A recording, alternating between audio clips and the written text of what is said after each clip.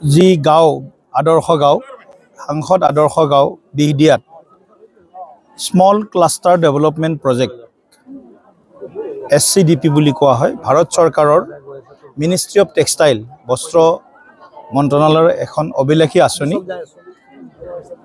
আৰু সেই আঁচনিৰ অধীনত 362 গৰাকী আমাৰ শিপিনীক আজি আমি আধুনিক তাঁতশাল প্ৰদান কৰিছোঁ। প্ৰথম পৰ্যায়ত 156 গৰাকীয়ে পাব আৰু দ্বিতীয় পৰ্যায়ত বাকিখিনিয়ে এই আঁচনি লাভ পাব। প্ৰায় 58 লাখ টকা ব্যয় সাপেক্ষে এই আঁচনিখনৰ আমি লাভ এই 362 গৰাকী শিপিনীক দিবৰ কাৰণে আমি সক্ষম হৈছোঁ আৰু আমি আনন্দিত হৈছোঁ যে আদৰ্শ গাঁৱত ইয়াত আমি দেখিছোঁ গোটেই মহিলা যি আমাৰ শক্তি আজি ইয়াত উপস্থিত আছে সকলোৱে একগৰাকী শিপিনী তাৰ ভিতৰত ভাল নিপুণ শিপিনীও বহুত আছে। গতিকে মহিলা শক্তিৰ আত্মনিৰ্ভৰশীলতা তেওঁলোকৰ উপাৰ্জন বৃদ্ধি আৰু তেওঁলোকে যাতে পৰমুখাপেক্ষী হৈ থাকিব নালাগে তাৰ কাৰণে বস্ত্ৰ শিল্প বস্ত্ৰ উদ্যোগ আৰু বস্ত্ৰ নিৰ্মাণৰ জৰিয়তে তেওঁলোকক আমি এই উপাৰ্জনৰ যি আহিলা এই আহিলা আমি প্ৰদান কৰিছোঁ।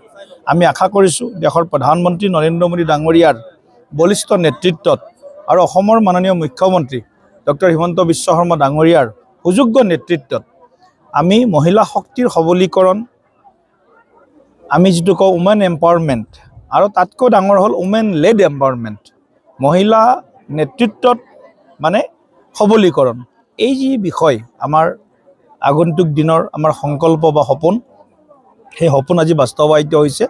আমাৰ বিধায়ক দিগন্ত কলিতা ডাঙৰীয়া আমি সকলোৱে মিলি এই আঁচনিখন ইয়াত ৰূপায়ণ কৰাটোৱে আমাৰ কাৰণে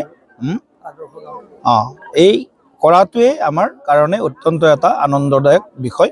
গতিকে আমি সাংসদ গাঁৱত বহুতে প্ৰশ্ন কৰি আছিলে কি হৈছে কি হোৱা নাই ইত্যাদি ইত্যাদি কথা। চাওক এটা কথাটো স্পষ্ট সাংসদ গাঁৱৰ কাৰণে চৰকাৰে বেলেগকৈ কোনো ফাণ্ড নিদিয়ে কোনো পুঁজি নিৰ্ধাৰণ নাই কিন্তু চৰকাৰৰ ভাৰত চৰকাৰ ৰাজ্য চৰকাৰৰ যি আঁচনি সেই আঁচনিবিলাকে প্ৰায়ৰিটি পায় সেই আঁচনিবিলাক 100% চেচুৰেশ্যন 100% ৰূপায়ণ কৰাৰ বাবে ভাৰত চৰকাৰ অসম চৰকাৰে বিশেষ উদ্যোগ গ্ৰহণ কৰে আৰু তাৰ পৰিণামস্বৰূপে আজি আমি দেখিছোঁ বিহদিয়া আদৰ্শ গাঁৱত ৰাস্তা ঘাটৰ নিৰ্মাণ কাৰ্য সুন্দৰভাৱে হৈছে। ইয়াৰ চতুৰ্ভুজ সত্ৰৰ নিৰ্মাণ কাৰ্য চলি আছে। ইয়াত আমি পঞ্চায়ত অফিচটো আমি ইয়ালৈকে লৈ আহিলোঁ আদৰ্শ গাঁৱলৈকে লৈ আহিলোঁ পঞ্চায়ত অফিচৰ কাম পূৰ্ণগতিত চলি আছে। ইয়াত আমি কেইবাটাও 3-4টা আমি মডেল অংগনবাদী চেণ্টাৰ আমি ইয়াত নিৰ্মাণ কৰিছোঁ। ইয়াত কোনো এঘৰ পৰিয়াল নাই যাৰ ৰেচন কাৰ্ড নাই কোনোবা 2 এঘৰ যদি আছেও এতিয়া এপ্লাই কৰিব দিছোঁ 100% পৰিয়ালক ৰেচন কাৰ্ড দিম আৰু যি অৰুণোদয় আঁচনিৰ পৰা মহিলা সবলীকৰণৰ কাৰণে মুখ্যমন্ত্ৰী ডাঙৰীয়াৰ মহিলা উদ্দীপনা আঁচনি যি আছে এই আঁচনিবিলাকো লাখপতি বাইদেউ যিটো কথা আমি কওঁ গতিকে এই আঁচনিবিলাকতো আমাৰ গাঁওখনে প্ৰায়ৰিটি পাব।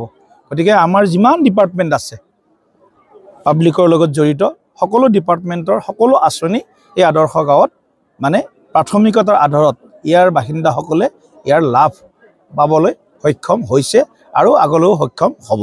স্মল ক্লাষ্টাৰ ডেভেলপমেণ্ট প্ৰজেক্ট এটা আজি 2 বছৰ আগতে গ্ৰাম্য সাৰথীৰ জৰিয়তে আবেদন জনাইছিলোঁ। আজি সাংসদ দিলীপ শইকীয়া ডাঙৰীয়াৰ প্ৰচেষ্টাত দিগন্ত কলিতা ডাঙৰীয়াৰ সহযোগত সেই প্ৰজেক্টটোৱে পূৰ্ণতা লাভ কৰিলে।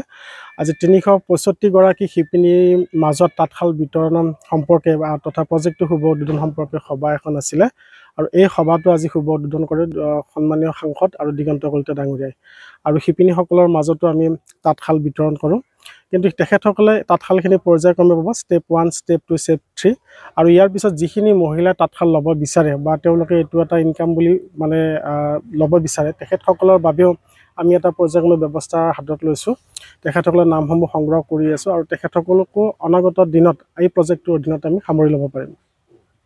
কিমান লোক আঁচনিৰ জৰিয়তে প্ৰায় 365 গৰাকী শিপিনী অৰ্থাৎ 365টা পৰিয়াল উপকৃত হ'ব। তেখেতসকলে ঘৰতে বহি তাঁতশালৰ জৰিয়তে প্ৰডাকশ্যন কৰিব পাৰিব আৰু সেই উৎপাদিত সামগ্ৰী বিক্ৰীৰ কাৰণে গ্ৰাম্য সাৰথীয়ে পদক্ষেপ হাতত লৈছে। তেখেতসকলে যি উৎপাদন কৰিব গামোচা হওক মেখেলা চাদৰ হওক সেইখিনি বিক্ৰী কৰাৰ দায়িত্ব গ্ৰাম্য সাৰথীয়ে ল'ব। ৰঙাপাৰাবাসীৰ বাবে সুখবৰ আপুনি যদি দুচকীয়া বাহন ল'ব বিচাৰিছে তেন্তে এতিয়াৰ পৰা আৰু চিন্তাৰ কোনো প্ৰয়োজন নাই।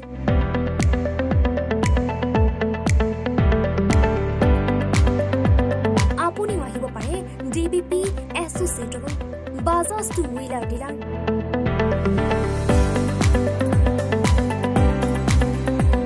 আমাৰ ঠিকনা ৱাৰ্ড নং 8 ঠাকুৰবাৰী ৰোড ডাকঘৰ ৰঙাপাৰা জিলা শোণিতপুৰ আমাৰ যোগাযোগৰ নম্বৰ 9435707133 9707967285285